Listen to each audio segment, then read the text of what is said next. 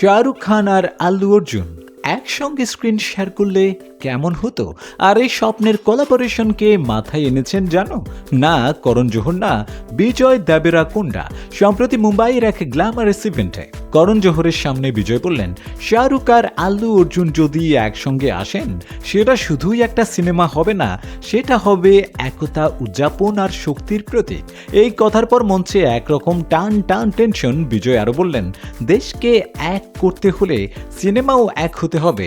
উত্তর বনাম দক্ষিণ না, এবার ভারতীয় সিনেমার ইউনিটি দরকার।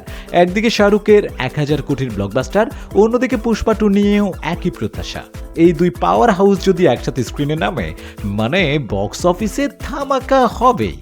বিজয়ের ভাষায় এই কোলাবোরেশন শুধু সিনেমার জন্য না, পুরো ভারতীয় সিনেমা ইন্ডাস্ট্রির ভবিষ্যতের জন্য জরুরি। বিজয়ের স্পষ্ট কথা, বলিউড আর সাউথ যদি এক হয় সেটা হবে সিনেমার জয় না, ভারতের সাংস্কৃতিক জয়ের গল্প।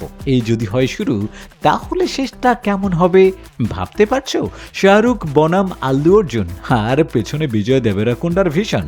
বলিউড আর সাউথের এই ম্যাজিক মোমেন্ট যদি সত্যি হয়, তাহলে ভারতের স্ক্রিনে নামবে ইতিহাস। আরও এমন এক্সক্লুসিভ গসিপ পেতে চোখ রাখো রিল টক বিডিতে।